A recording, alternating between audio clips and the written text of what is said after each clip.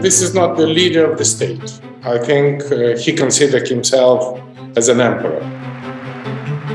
Emperor with no rules, no international law, considered himself as very close to God. He's backed into a corner and he doesn't have good options. War is a big red button you can push only once. It's something that mobilizes the population in a dictatorship. Russian President Vladimir Putin has once again captured the attention of world leaders.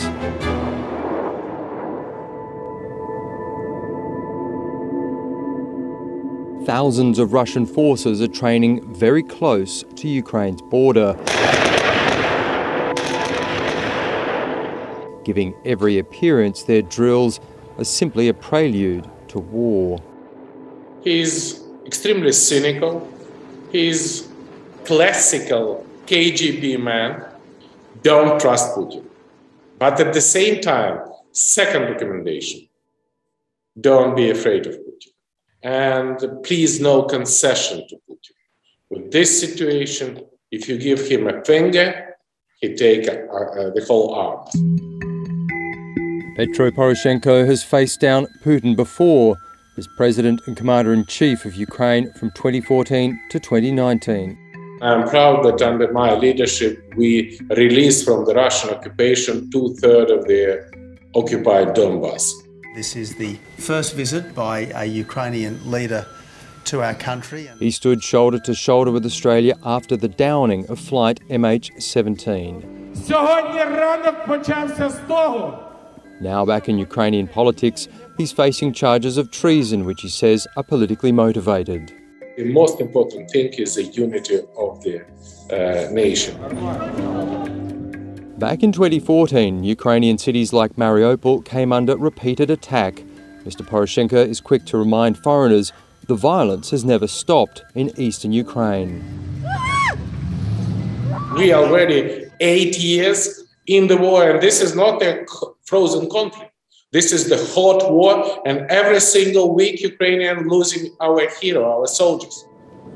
How are you? Fine, just fine. How are you?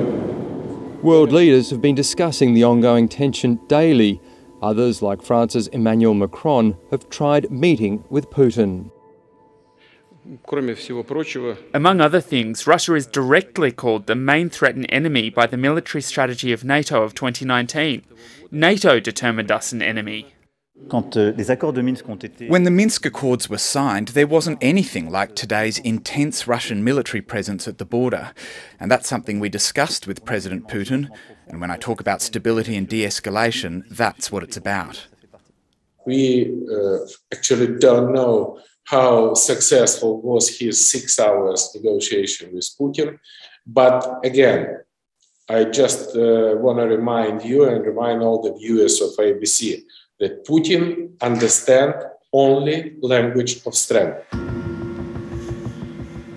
I think there is every prospect that Russia could declare victory and say we've achieved our goals, we're being taken seriously, they're listening to our security concerns and walk away from this. But at the moment, they're continuing to ramp up the rhetoric, which is very concerning. Lee Turner retired from the British diplomatic corps last year. He says Russia's facing economic disaster if it doesn't back down, especially with the US threatening crippling sanctions which would cut Russia off from international financial markets. President Biden's now declared he will also stop a major new Russian gas pipeline to Europe. The notion that Nord Stream 2 would go forward with an invasion by the Russians is just not going to happen. What will keep Europe thriving for decades to come? Energy.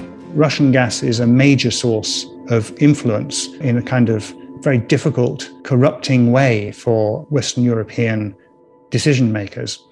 At the same time, the dependence of Russian gas in some Western European countries is very high. He says Russia's already paid a high price for still occupying parts of Ukraine. We've seen a fall of roughly 38% in Russian GDP per capita. That's how rich individual Russians are, from around $16,000 per head to around $10,000 per head. That's a massive real decline. Mr. Putin is thinking of himself as a big international politician. He doesn't realize that if a country wants to have an influence, the country first of all has to be a great economic power. It's like China. Julia Latina has been reporting in Russia for over 2 decades and has been a critic of Putin for most of that time.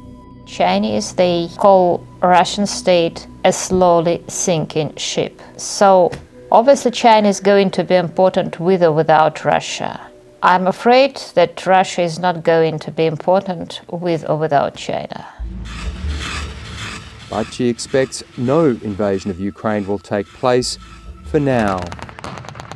Nothing that really threatens Mr. Putin's rule. So I believe there is a big possibility of war, but it will be, say, in 2 years when Putin's elections are more near. But there are other issues that Putin would consider provocations much sooner, like this proposal from Mr. Poroshenko, who is still a leader of his nation's opposition, to begin seeking NATO membership. In the middle of this year, on the summit of NATO in Madrid, Ukraine and Georgia should receive membership action plan. If we do that, never again Putin will use the language of force, the language of ultimatum, the language of blackmailing against the whole Western world. Rebuilding faith, the United States remains a powerful bulwark against authoritarian regimes, is a critical element of President Biden's foreign policy.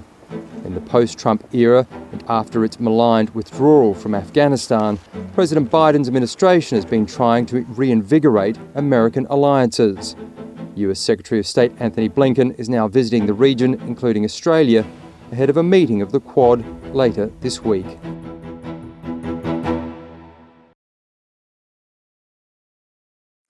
Hi, I'm Lee Sales. Thanks for watching this story. If you'd like to watch more of 730's stories, they are on the left of your screen. And tap on the button below to subscribe and get the latest from ABC News.